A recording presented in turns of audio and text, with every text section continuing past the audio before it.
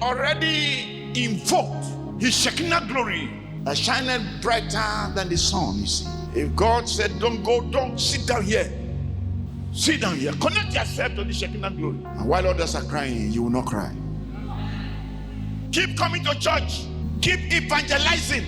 My passion is to see how I can touch lives. But the type of Christianity we are seeing now is not what we saw. Rise up and shine. Get closer to him. Even if it's the last money you have, come to service. Because I've made a covenant with him and I know that he will appear. How do you stay connected? Number one, make sure that your prayer relationship with him is intact. How can you get up or get out from reproach? Number one is prayer. Habakkuk chapter 3 verse 2. Oh Lord, I have heard thy speech and was afraid. Oh Lord, revive thy works in the midst of the years. In the midst of the years, make known in wrath.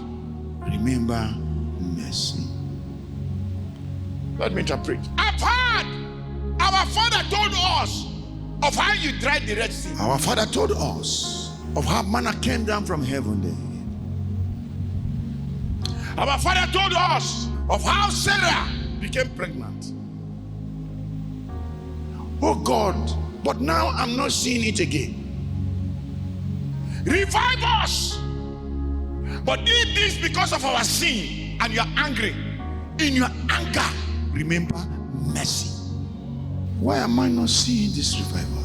We've heard how you dried up River Jordan. We've heard how you fought for the Israelites. We've heard. But if it is because of sin and you're angry with me, in your anger, remember mercy. That's what we call self-inflicted reproach. Don't allow frustration to make you to do something that God will angry.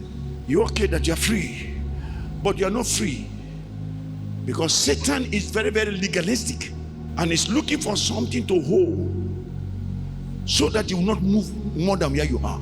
David knew it.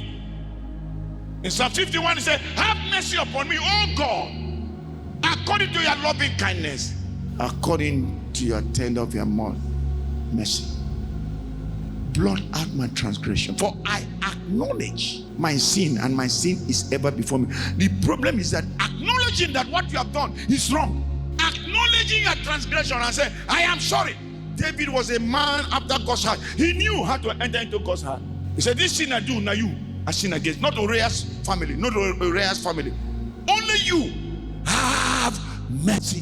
When God sees the blood, his anger changes to mercy. And if there's any demon that is standing at the gate of your success, you see the blood, he will go.